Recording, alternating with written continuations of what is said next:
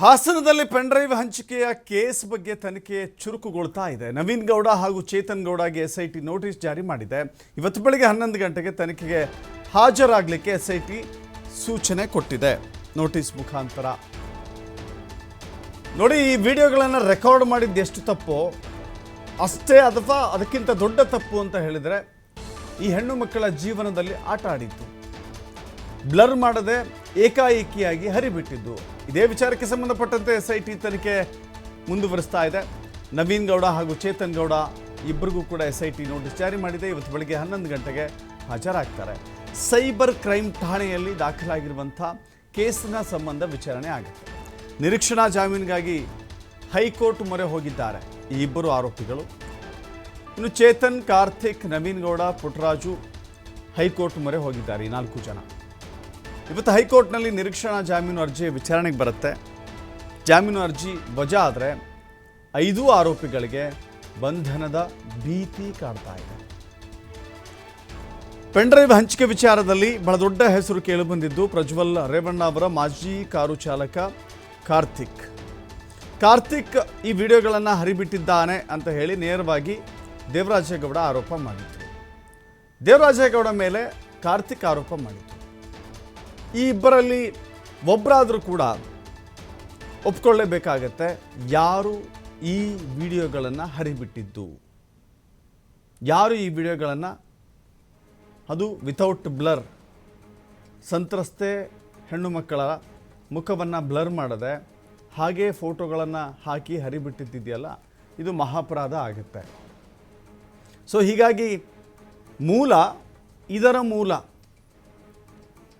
ಕಾರ್ತಿಕ್ ಹೇಳಿಕೊಂಡಂತೆ ಕಾರ್ತಿಕ್ ಆ ವಿಡಿಯೋಗಳನ್ನು ತಾನು ಮೊದಲು ಪಡೆದುಕೊಂಡಿದ್ದ, ಆ ನಂತರದಲ್ಲಿ ದೇವರಾಜೇಗೌಡರಿಗೆ ಕೊಟ್ಟಿದ್ದ, ದೇವರಾಜೇಗೌಡ ರಿಲೀಸ್ ಮಾಡಿದ್ದಾನೆ ಅನ್ನೋದು ಕಾರ್ತಿಕ್ ಆರೋಪ, ಕಾರ್ತಿಕ್ ರಿಲೀಸ್ ಮಾಡಿದ್ದಾನೆ ಅಂತ ದೇವರಾಜೇಗೌಡ ಆರೋಪ.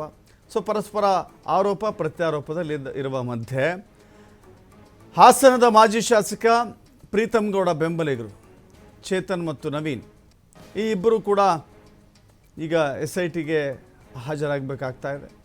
ನೋಟಿಸ್ ಜಾರಿ ಮಾಡಲಾಗಿದೆ. ಇವತ್ತು 11 ಗಂಟೆಗೆ ಎಸ್ಐಟಿ ಅಧಿಕಾರಿಗಳ ಮುಂದೆ ತನಿಖೆಗೆ ಇವರಿಬ್ಬರೂ ಕೂಡ ಬರಲಿದ್ದಾರೆ.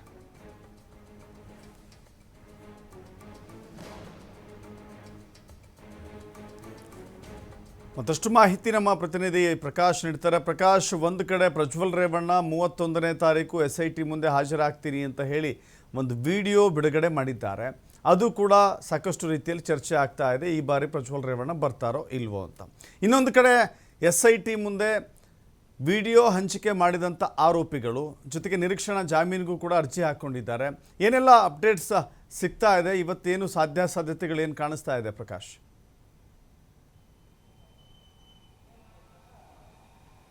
ದಶರಥ್, ಮೊದಲನೇದಾಗಿ ಇವರಿಬ್ಬರು ಚೇತನ್ ಗೌಡ ಮತ್ತು ನವೀನ್ ಗೌಡ ಇದ್ದಾರೆ. ಇವರು ಪ್ರೀತಮ್ ಗೌಡ ಬೆಂಬಲಿಗರು ಅಲ್ಲ. ಹಾಗಾಗಿ ಇದನ್ನು ಫಸ್ಟ್ ಕನ್ಫರ್ಮ್ ಕೂಡ ಮಾಡ್ತಾ ಇರುವಂಥದ್ದು. ಯಾಕಂತಂದರೆ ಇವರ ಇಬ್ಬರ ಮೇಲೆ ಈಗಾಗಲೇ ಎಸ್ಐಟಿ ತನಿಖೆಗೆ ಹಾಜರಾಗುವಂತೆ ನೋಟಿಸ್ ಕೂಡ ಈಗಾಗಲೇ ಕೊಟ್ಟಿರುವಂಥದ್ದು. ಪೆನ್ಡ್ರೈವ್ ಹಂಚಿಕೆ ಪ್ರಕರಣ ಸಂಬಂಧಪಟ್ಟ ಹಾಗೆ ಆರೋಪವನ್ನು ಕೂಡ ಎದುರಿಸ್ತಾ ಇರುವಂಥದ್ದು. ಇವರು ಈ ಹಿಂದೆ ಮೇ 8ನೇ ತಾರೀಕು ಹಾಸನದ ಜಿಲ್ಲಾ ನ್ಯಾಯಾಲಯದಲ್ಲಿ ಜಾಮೀನಿಗೆ ಮೊರೆ ಹೋಗಿರ್ತಾರೆ. ಆದರೆ ಇವರಿಗೆ ಜಾಮೀನು ನಿರಾಕರಣೆ ಆದಂತಹ ಹಿನ್ನೆಲೆಯಲ್ಲಿ ಹೈಕೋರ್ಟ್ ಕೂಡ ಮೊರೆ ಹೋಗಿರುವಂಥದ್ದು. ಚೇತನ್ ಗೌಡ, ನವೀನ್ ಗೌಡ ಜೊತೆಗೆ ಪೆನ್ಡ್ರೈವ್ ಇದ್ದಂತಹ ಮೊದಲು ಪೆನ್ಡ್ರೈವ್ ಇತ್ತಲ್ಲ ಕಾರ್ತಿಕ್, ಅಂದರೆ ಮಾಜಿ ಕಾರು ಚಾಲಕ, ಪ್ರಜ್ವಲ್ನ ಕಾರು ಚಾಲಕ ಮಾಜಿ ಕಾರ್ತಿಕ್ ಏನಿದ್ದಾನೆ ಆತ, ಜೊತೆಗೆ ಪುಟ್ಟರಾಜು ಮತ್ತು ಇವರು ಇಷ್ಟು ಜನ ಕೂಡ ಈಗಾಗಲೇ ಹೈಕೋರ್ಟ್ನ ಮೊರೆ ಹೋಗಿರ್ತಕ್ಕಂಥದ್ದು. ಅಕಸ್ಮಾತ್ ಏನಾದರೂ ಹೈಕೋರ್ಟ್ನಲ್ಲಿ ಇವತ್ತು ಇದಕ್ಕೆ ಸಂಬಂಧಪಟ್ಟ ಹಾಗೆ ಇವತ್ತು ಜಾಮೀನಿಗೆ ಅರ್ಜಿ ಕೂಡ ಹಾಕಿಕೊಂಡಿರುವಂಥದ್ದು. ಇವತ್ತೇನಾದರೂ ಜಾಮೀನು ಸಿಗಲಿಲ್ಲ ಅಂತಂದರೆ ಖಂಡಿತವಾಗ್ಲೂ ಬಂಧನದ ಭೀತಿ ಎದುರಾಗುವಂತಹ ಎಲ್ಲ ಸಾಧ್ಯತೆಗಳು ಕೂಡ ಈಗಾಗಲೇ ಇರುವಂಥದ್ದು. ಆ ಹಿನ್ನೆಲೆಯಲ್ಲಿ ಇವತ್ತು ನೋಟಿಸ್ ಕೊಟ್ಟಿರುವಂಥದ್ದು ಎಸ್ಐಟಿ ತನಿಖೆಗೆ ಹಾಜರಾಗುವಂತೆ ನವೀನ್ ಗೌಡ ಮತ್ತು ಚೇತನ್ ಗೌಡ ಇಬ್ಬರಿಗೂ ಕೂಡ ಈಗಾಗಲೇ ತನಿಖೆಗೆ ಹಾಜರಾಗುವಂತೆ ಎಸ್ಐಟಿ ನೋಟಿಸ್ ಕೊಟ್ಟಿದೆ. ಜೊತೆಗೆ ದಿನದಿಂದ ದಿನಕ್ಕೆ ಒಂದೊಂದು ರೀತಿಯ ತಿರುವನ್ನು ಕೂಡ ಪ್ರಜ್ವಲ್ ರೇವಣ್ಣ ಪ್ರಕರಣ ಏನಿದೆ ಆ ಪ್ರಕರಣ ಪಡಿತಾ ಇರುವಂಥದ್ದು. ಪೆನ್ ಡ್ರೈವ್ ಹಂಚಿದ್ದು ಯಾರು? ಯಾಕಂತಂದರೆ ಈಗಾಗಲೇ ಈ ಹಿಂದೆ ಪ್ರೀತಮ್ ಗೌಡ ಬೆಂಬಲಿಗರು ಅಂದರೆ ಲಿಖಿತ್ ಮತ್ತು ಯಲ್ಗುಂದ ಚೇತು ಇಬ್ಬರು ಕೂಡ ಈಗಾಗಲೇ ಪೊಲೀಸರ ವಶದಲ್ಲಿದ್ದು ನ್ಯಾಯಾಂಗ ಬಂಧನದಲ್ಲಿ ಕೂಡ ಈಗಾಗಲೇ ಇರುವಂಥದ್ದು ಅವರಿಬ್ಬರು. ಈಗ ಪೆನ್ ಡ್ರೈವ್ ಇತ್ತಲ್ಲ, ಯಾರು ಪೆನ್ ಡ್ರೈವ್ನ ಇಟ್ಕೊಂಡಿದ್ರು, ಒಂದು ನನ್ನ ಹತ್ರ ಪೆನ್ ಡ್ರೈವ್ ಇತ್ತು, ನಾನು ದೇವರಾಜೇಗೌಡರಿಗೆ ಕೊಟ್ಟೆ ಅಂತ ಕಾರ್ತಿಕ್ ಹೇಳ್ತಾ ಇದ್ದಂಥದ್ದು. ಹಾಗಾಗಿ ಈಗಾಗಲೇ ಕಾರ್ತಿಕ್ ಕೂಡ ಬಂಧನವಾಗಿಲ್ಲ, ಕಾರ್ತಿಕ್ ಆರಾಮಾಗಿದ್ದಾರೆ ಅನ್ನುವ ಮಾಹಿತಿ ಕೂಡ ಈಗಾಗಲೇ ಲಭ್ಯವಾಗಿರ್ತಕ್ಕಂಥದ್ದು. ಜೊತೆಗೆ ಹಾಸನದಲ್ಲಿ ಒಂದಿಷ್ಟು ಆಕ್ರೋಶ ಕೂಡ ವ್ಯಕ್ತವಾಗಿದೆ. ಯಾಕೆ ಕಾರ್ತಿಕ್ನನ್ನು ಬಂಧಿಸ್ತಾ ಇಲ್ಲ, ಜೊತೆಗೆ ಪೆನ್ ಡ್ರೈವ್ ಹಂಚಿದಂಥವ್ರನ್ನ ಯಾಕೆ ಬಂಧಿಸ್ತಾ ಇಲ್ಲ ಅನ್ನುವ ಆರೋಪಗಳು ಕೂಡ, ಆ ರೀತಿಯಾದಂಥ ಪ್ರಶ್ನೆಗಳು ಸಾಕಷ್ಟು ಈಗಾಗಲೇ ಕೇಳಿ ಬರ್ತಾ ಇರುವಂಥದ್ದು. ಹಾಗಾಗಿ SIT ಮತ್ತಷ್ಟು ದಿನದಿಂದ ದಿನಕ್ಕೆ ತನಿಖೆಯನ್ನು ಕೂಡ ತನ್ನ ವ್ಯಾಪ್ತಿಯನ್ನು ಮತ್ತಷ್ಟು ಚುರುಕುಗೊಳಿಸಿರುವಂಥದ್ದು. ಎಲ್ಲೆಲ್ಲಿ ಈ ಪೆನ್ ಡ್ರೈವ್ ಹಂಚಿಕೆ ಮೂಲ ಇತ್ತಲ್ಲ ಅಲ್ಲಿಗೆ ಕೂಡ ಕೈ ಹಾಕಿರುವಂಥದ್ದು SIT ಇದರಲ್ಲಿ ಸ್ಪಷ್ಟವಾಗಿ ತನಿಖೆಯನ್ನು ಕೂಡ ಈಗಾಗಲೇ ಮಾಡ್ತಾ ಇರುವಂಥದ್ದು. ಯಾವುದನ್ನು ಕೂಡ ಬಿಡ್ತಾ ಇಲ್ಲ.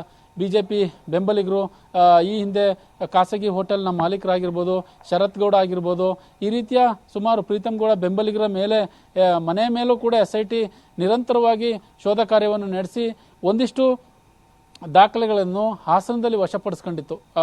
ಇದಕ್ಕೆ ಸಂಬಂಧಪಟ್ಟ ಹಾಗೆ ಒಬ್ಬೊಬ್ಬರು ಮನೆಯಲ್ಲಿ ಒಂದೊಂದು ದಾಖಲೆ ಸಿಕ್ಕಿತ್ತು ಅನ್ನುವ ಮಾಹಿತಿ ಸದ್ಯಕ್ಕೆ ಲಭ್ಯವಾಗಿತ್ತು. ಆದರೆ ಕೆಲವರ BJPಗರ ಮನೆಯಲ್ಲಿ ಯಾವುದೇ ದಾಖಲೆ ಕೂಡ ಸಿಕ್ಕಿರಲಿಲ್ಲ.